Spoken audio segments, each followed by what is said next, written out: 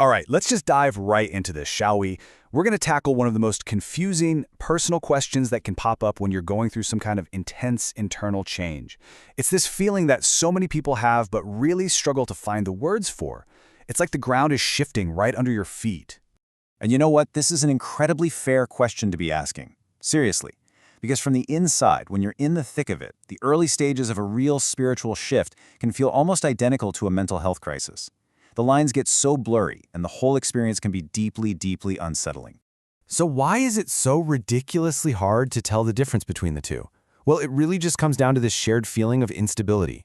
Your whole identity feels shaky. Your thoughts don't even feel like they belong to you anymore, and everything you thought was true is suddenly up for debate. It's a really disorienting place to be. And here's the thing that's so crucial to get.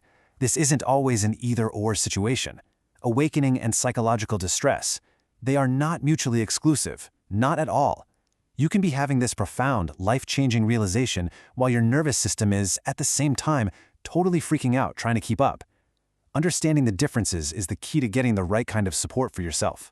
So, to bring some real clarity to all this, we're going to break down these three states. They're distinct, but they often overlap. By looking at the key signs for each one, we can start to build a little map to help navigate this confusing territory. And we're going to start with awakening.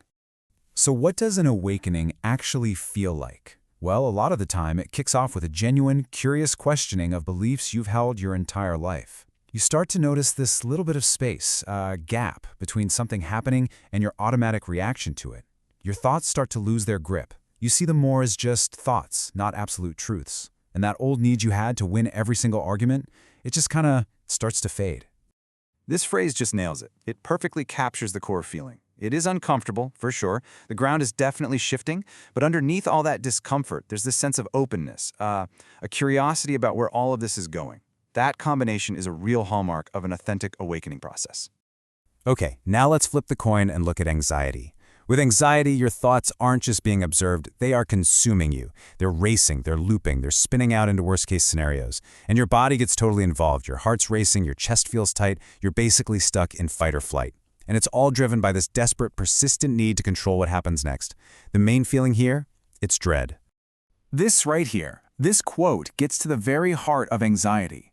It's not an open exploration. It's a desperate plea for the discomfort to just end.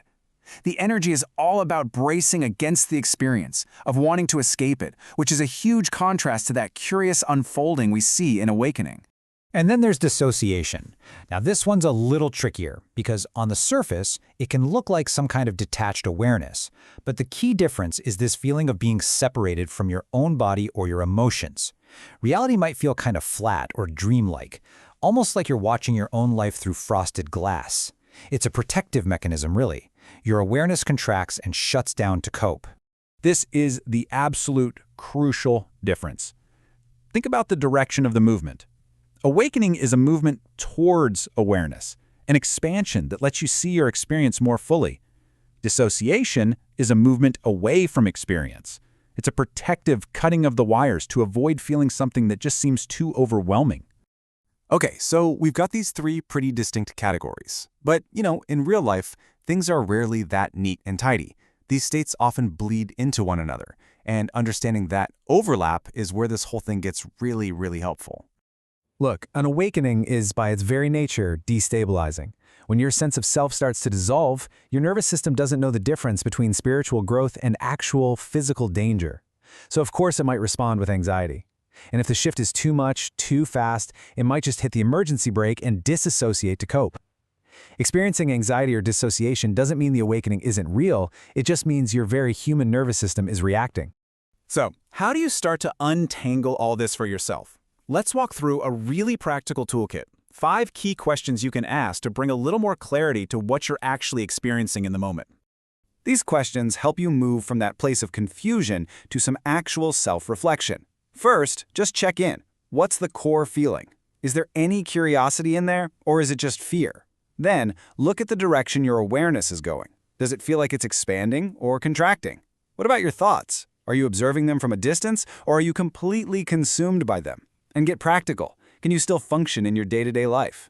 And finally, a big one, does grounding yourself actually help, or does it somehow make things worse? This chart is basically your at-a-glance cheat sheet. It's super helpful. You can see right away how awakening pairs discomfort with curiosity and expansion. Anxiety, on the other hand, is defined by fear and contraction, where you're just consumed by thought loops. And dissociation, well, that's marked by numbness and a contracted awareness that creates distance. This table really lays it all out. Okay, so once you have a clearer sense of what you're experiencing, the next obvious question is, what do I do about it? So let's look at some real, actionable steps you can take depending on what you've figured out.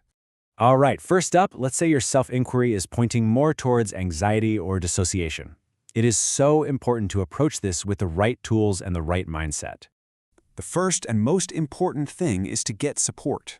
A good therapist, especially one who understands the nervous system, can be absolutely invaluable. And remember, this is not a personal failure. It's your body's protective system kicking in. And please, don't use spiritual concepts to bypass what is fundamentally a need for real mental and emotional support. Work with your body through things like somatic practices to help it regulate itself. Now, on the other hand, what if your experience is aligning more closely with the markers of an awakening? Well, the path forward looks a little bit different, but it's still just as grounded. Here, the goal isn't to stop the process, but to learn how to work with it. Finding a community or a guide who actually gets what you're going through, that makes all the difference in the world. If it feels like it's all happening way too fast, slow down, ground yourself. You're trying to pace the integration, not avoid it. And just like before, this is not an excuse to bypass your mental health. Awakening often brings all our old wounds to the surface so they can finally be healed. Which brings us to the most honest and, frankly, the most reassuring answer of all. For most people, most of the time, it's both. And that is perfectly, completely normal. This stuff isn't happening in a vacuum. It's happening inside a very human body and a very human mind. And this, right here, is the ultimate takeaway.